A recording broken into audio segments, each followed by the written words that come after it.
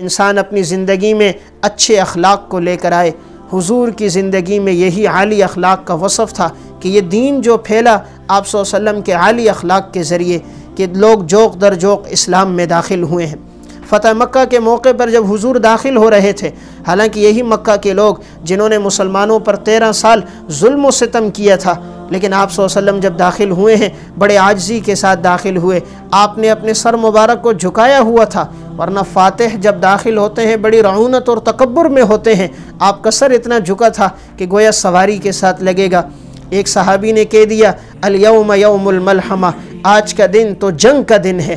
آپ نے فرمایا نہیں، الیوم یوم المرحمہ، آج کا دن رحم کا دن ہے، آج جنگ کا دن نہیں ہے۔ یہ آپ کے عالی اخلاق تھے کہ جو ابو سفیان دشمن تھا کہ بدر کے اندر وہی کفار کی نمائندگی کر رہا تھا، اسلام کو ہر موقع پر نقصان پہنچانے والا تھا، لیکن آپ نے ابو سفیان کے بارے میں کہا۔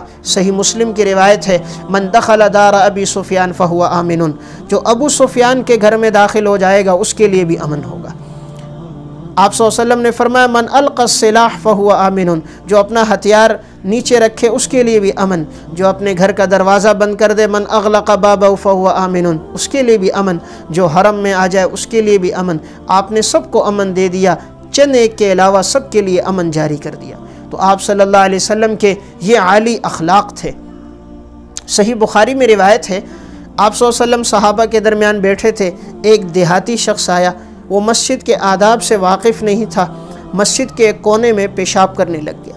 صحابہ اکرام ایک دم اٹھ گئے، تلواریں نکال دیں۔ آپ صلی اللہ علیہ وسلم نے صحابہ اکرام سے فرمایا دعوہ، چھوڑ دو اسے۔ اب وہ دیہاتی پیشاب کرتا رہا، یہاں تک کہ جب وہ پیشاب سے فارغ ہو گیا تو حضور نے اسے اپنے قریب بلایا۔ آپ صلی اللہ علیہ وسلم نے بڑی محبت سے اسے سمجھایا ہے کہ یہ مسجد ہے، بول و براز کی جگہ نہیں ہے، اگر تمہیں حاجت ہو بول و براز کرنا ہو مسجد کے حدود سے باہر چلے جایا کرو، مسجد میں ایسا نہ کیا کرو۔ پھر آپ صلی اللہ علیہ وسلم نے صحابہ کو خطاب کر کے فرمایا وَحَرِيقُوا عَلَى بَوْلِهِ ذَنُوبًا مِّن مَّاءٍ، تم ایک ڈول پانی لے لو اور اس پیشاب کے اوپر پانی ڈال دو۔ فَإِنَّمَا بُعِثْتُم مُيَسِّرِينَ وَلَمْ تُبْعَثُوا معسرین، اللہ نے جو تمہیں بھیجا ہے آسانی پیدا کرنے والا، اللہ نے تمہیں آسانیوں والا بنا کر بھیجا ہے۔ وَلَمْ تُبْعَثُوا مُعَسِّرِينَ، اللہ نے تمہیں تنگیوں والا بنا کر نہیں بھیجا، یعنی تم آسانی پیدا کرو، تنگی پیدا نہ کرو۔ تو دیکھیے اس نے پیشاب کیا، وہ بھی کہاں؟ مسجد نبوی میں، جہاں ایک نماز کا ثواب 50,000 نمازوں کے برابر ہے، لیکن آپ نے اسے کچھ نہ کہا، بڑی محبت سے پیار سے اسے سمجھایا۔ صحابہ سے کہا اس پہ ایک ڈھول پانی ڈال دو، اور ایک جملے میں ایک پیغام دے دیا کہ تمہاری بعثت کا مقصد آسانی ہے، تمہاری بعثت کا مقصد تنگی نہیں ہے۔ یہ آپ صلی اللہ علیہ وسلم کے عالی اخلاق تھے۔ حضرت معاویہ بن حکم سلمی رضی اللہ تعالیٰ عنہ یہ فرماتے میں نماز پڑھ رہا تھا، جماعت کے ساتھ نماز ہو رہی تھی، اس دوران ایک شخص کو چھینک آ گئی، تو معاویہ بن حکم سلمی نے اسے جواب دے دیا یرحمک اللہ۔ ابتدا میں نماز کے دوران گفتگو کی اجازت تھی، بعد میں ممانعت آ گئی کہ اب نماز کے دوران کوئی بات نہیں کر سکتا، تو یہ سمجھ رہے تھے کہ شاید اب تک وہ اجازت برقرار ہے، تو انہوں نے یرحمک اللہ کہہ کر جواب دیا۔ تو صحابہ اکرام نے آنکھوں کی نگاہوں کے ذریعے سے انہیں اشارہ کیا کہ نماز کے اندر تم خاموش رہو۔ تو کہتے ہیں صحابہ مجھے گھور گھور کر دیکھ رہے تھے، لیکن میں پھر بھی خاموش نہ ہوا، تو ان میں سے بعض نے اپنی ران کے اوپر ہاتھ مارا، مقصد یہ تھا مجھے خاموش کروانا تھا۔ یہاں تک کہ جب نماز ختم ہو گئی میں آپ صلی اللہ علیہ وسلم کے پاس آیا تو معاویہ بن حکم سلمی نے ایک جملہ کہا ہے آپ صلی اللہ علیہ وسلم کے عالی اخلاق کے بارے میں کہ جیسے میں حضور کی خدمت میں پہنچا ہوں، ما رأيت معلما قبله ولا بعده احسن تعلیما منه، میں نے حضور سے زیادہ خوبصورت معلم نہ حضور سے پہلے کسی کو دیکھا نہ حضور کے بعد کسی کو دیکھا۔ فواللہ ما قہرنی ولا ضربنی ولا شتمنی، اللہ کی قسم نہ حضور نے مجھے ڈانٹا، نہ حضور نے مجھے برا بلا کہا، نہ حضور نے مجھے کوئی گالم گلوچ دی، بلکہ پیار سے سمجھایا ان هذه الصلاة لا يصلح فيها شيء من كلام الناس انما هو التسبيح والتکبیر وقراءة القرآن۔ آپ نے پیار سے سمجھایا کہ یہ جو نماز ہے اس میں انسان اللہ کی تسبیح بیان کرتا ہے، تکبیر اور قرات ہوتی ہے، نماز کے دوران یہ چیزیں جائز نہیں ہیں۔ تو اتنے پیار اور محبت سے سمجھایا تو معاویہ بن حکم کہنے لگے اللہ کی قسم میں نے حضور سے زیادہ خوبصورت معلم نہ حضور سے پہلے کسی کو دیکھا نہ حضور کے بعد دیکھا۔ یہ آپ صلی اللہ علیہ وسلم کے عالی اخلاق تھے۔ تو یہ صحیح مسلم کی روایت ہے جس سے حضور کے عالی اخلاق کا اندازہ ہوتا ہے۔ تو تیسرا وصف حضور نے کیا فرمایا؟ حسن و خلیقت، کہ انسان اپنی زندگی کے اندر اچھے اخلاق کو لے کر آئے۔ آپ صلی اللہ علیہ وسلم مسجد میں داخل ہوئے، سنن ابی داؤد کی روایت ہے، آپ نے دیکھا کہ ثمامہ بن اوثال کو ایک ستون کے ساتھ باندھا ہوا ہے۔ یہ ثمامہ بھی ایمان لے کر نہیں آئے تھے، قبیلہ بنو حنیفہ کے تھے۔ جب قیدی ہوئے تو قیدیوں کو جب لایا گیا تو مختلف قیدیوں کو ستونوں سے باندھا ہوا تھا، ایک ستون کے ساتھ انہیں بھی باندھا تھا۔ حضور جب آئے تو ثمامہ کو دیکھا تو آپ صلی اللہ علیہ وسلم نے فرمایا اطلقوا ثمامہ، ثمامہ کو کھول دو۔ ثمامہ کو کھول دیا گیا اور ایک باغ میں گئے، غسل کیا اور آئے، کلمہ پڑھا اور مسلمان ہو گئے۔ آپ صلی اللہ علیہ وسلم کے عالی اخلاق اور کردار آپ کی سیرت سے ایسے متاثر ہوئے کہ اللہ نے انہیں ایمان کی توفیق دے دی اور ثمامہ اسلام میں داخل ہو گئے۔ تو بہت بڑا وصف ہے عالی اخلاق۔ آج کا معاشرہ اس وصف سے بالکل عاری ہے۔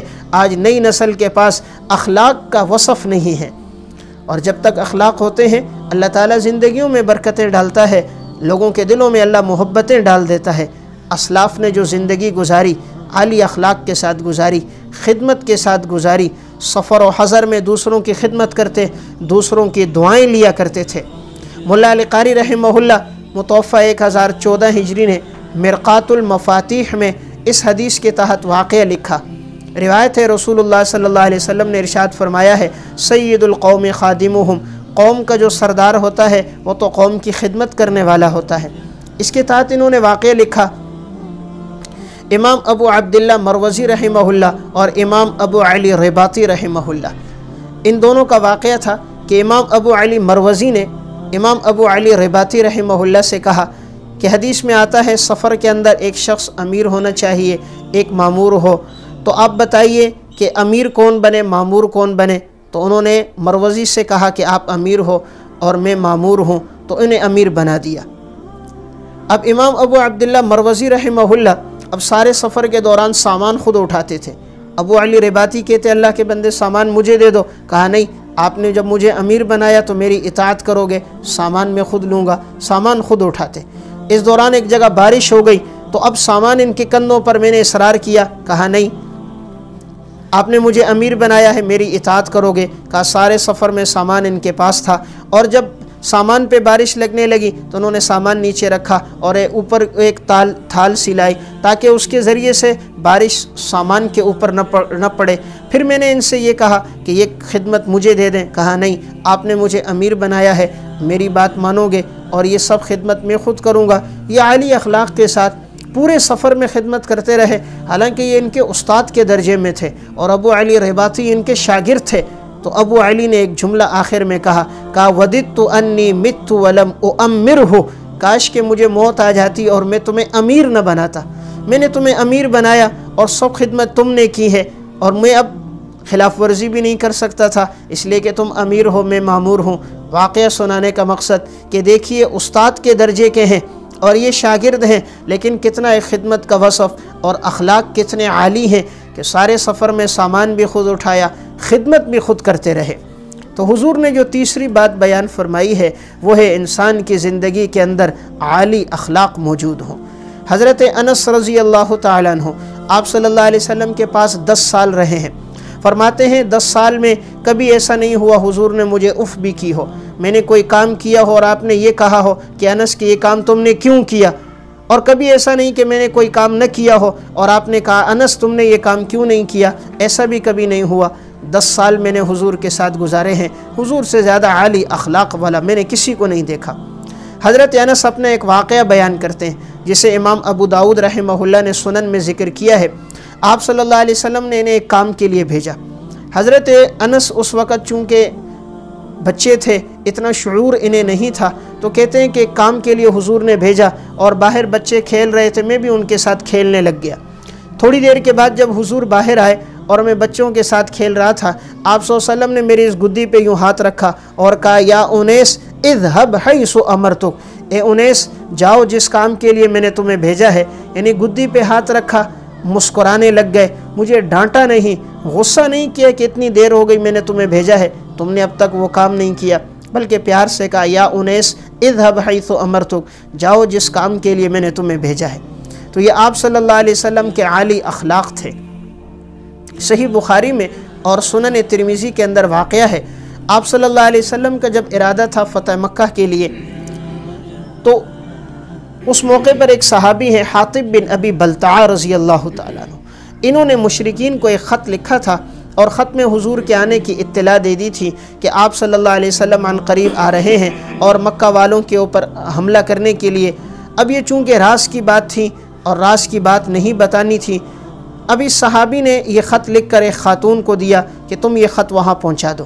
اس صحابی کا مقصد صرف یہ تھا کہ یہ خط انہوں نے اس لیے دیا، آپ صلی اللہ علیہ وسلم کے سامنے انہوں نے بعد میں خود وضاحت بھی کی ہے کہ میں نے یہ خط اس لیے دیا تھا کہ ہر ایک کے وہاں کوئی نہ کوئی رشتہ دار موجود ہیں، قرابت دار ہیں، جو ان کے عزیز و اقارب کی اولاد کی حفاظت کریں گے۔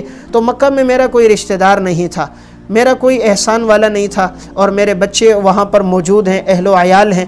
میں نے چاہا کہ عرب کے لوگوں پر میرا ایک احسان ہو جائے گا، اس بہانے وہ لوگ میرے مال کی، میرے گھر والوں کی حفاظت کریں گے۔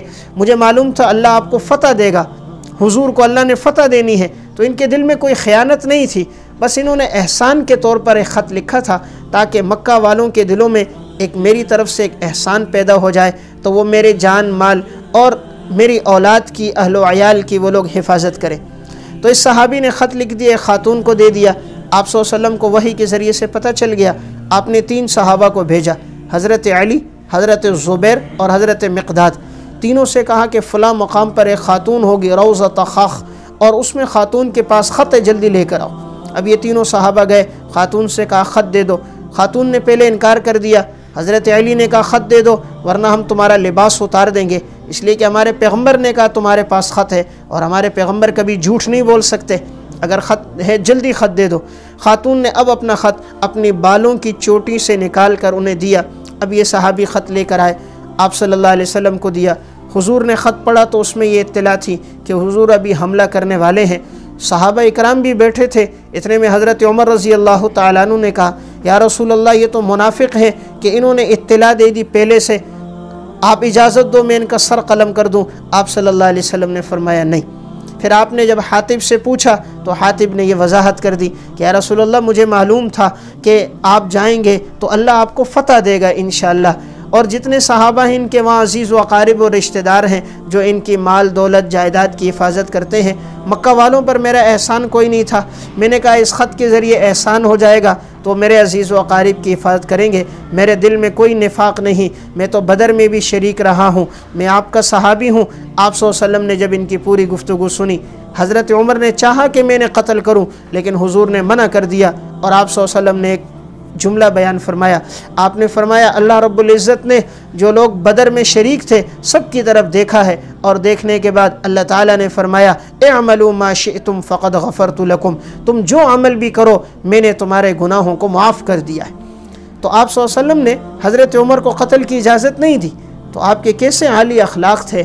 آج کے دور کا اگر ایسا کوئی واقعہ ہوتا اور کوئی ایسے پیغام دے دیتا قتل کر دیا جاتا، لیکن حضور کے عالی اخلاق تھے۔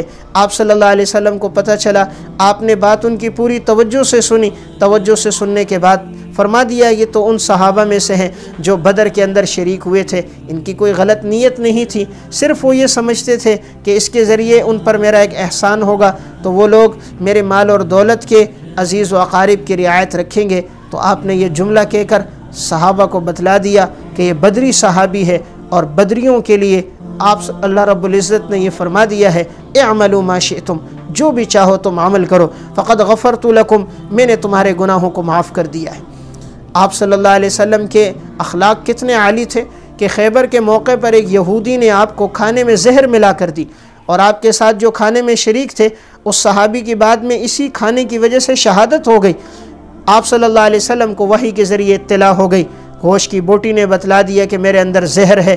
تو آپ صلی اللہ علیہ وسلم نے خاتون کو بلایا اور پوچھا تم نے ایسا کیوں کیا؟ تو اس خاتون نے کہا میں نے اس لیے کیا تاکہ اگر آپ سچے نبی ہیں تو آپ بچ جائیں گے، اور اگر آپ جھوٹے نبی ہیں تو اس کے ذریعے آپ پر موت آ جائے گی۔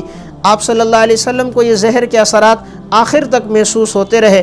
آپ فرمایا بھی کرتے تھے کہ زہر کے اثرات میں اپنے حلق میں محسوس کر رہا ہوں، لیکن حضور نے اس خاتون کو کچھ نہ کہا، حالانکہ اس نے کھانے میں آپ کو زہر ملا کر دیا، آپ چاہتے تو اسے قتل کر دیتے، لیکن آپ کے یہ عالی اخلاق تھے، آپ صلی اللہ علیہ وسلم نے اسے چھوڑ دیا۔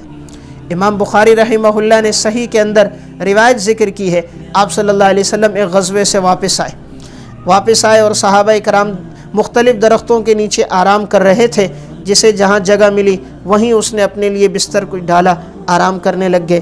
آپ صلی اللہ علیہ وسلم بھی ایک درخت کے ساتھ نیچے لیٹے اور درخت پہ اپنی تلوار لٹکا دی، آرام کر رہے تھے۔ اتنے میں ایک اعرابی آیا اور حضور کی ایک دم تلوار لی، اور لینے کے بعد آپ صلی اللہ علیہ وسلم سے فرمانے لگا، من یمنعک منی، آپ کو کون مجھ سے بچائے گا؟ آپ صلی اللہ علیہ وسلم کا اللہ پر توکل اور بھروسہ، آپ نے 3 مرتبہ کہا، اللہ اللہ اللہ، اللہ مجھے بچائے گا۔ آپ کا یہ جملہ کہنا تھا، اس پہ ایک لرزہ طاری ہوا، اس کے ہاتھ سے تلوار گر گئی۔ آپ صلی اللہ علیہ وسلم نے تلوار اٹھا دی، آپ نے فرمایا، اب تجھے کون بچائے گا؟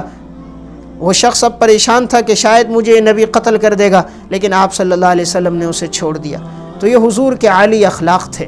تو تیسرا وصف جو بتایا گیا ہے وہ ہے حسن و خلیقت، کہ انسان اپنی زندگی کے اندر ان عالی اخلاق کو لے کر آئے۔ آپ صلی اللہ علیہ وسلم کے سگے چچا ہیں حضرت حمزہ رضی اللہ تعالیٰ عنہ، کتنی بے دردی کے ساتھ حضرت وحشی نے ان کو شہید کیا تھا۔ آپ صلی اللہ علیہ وسلم نے وحشی کو معاف کر دیا، صرف اتنی بات کہی تھی، وحشی میرے سامنے نہ بیٹھا کرو، میں تمہیں دیکھتا ہوں مجھے میرا چچا یاد آ جاتا ہے۔ صحیح بخاری کے یہ الفاظ ہیں، آپ نے فرمایا، فَهَلْ تَسْتَطِيعُ أَن تُغَيِّبَ وَجْهَكَ، اگر ہو سکے اپنا چہرہ میرے سامنے لایا کرو، تمہارے چہرے کو دیکھتا ہوں مجھے میرا چچا یاد آ جاتا ہے۔ تو حضور کے اخلاق کتنے عالی، کہ جس نے آپ کے چچا کو قتل کیا کتنی بے دردی سے کیا، جسم کے ٹکڑے کر دیے، آنکھ الگ، ہاتھ الگ، کان پاؤں الگ، یہاں تک کہ کلیجہ نکال کر ہندا نے چبایا، لیکن آپ نے اسے بھی معاف کر دیا۔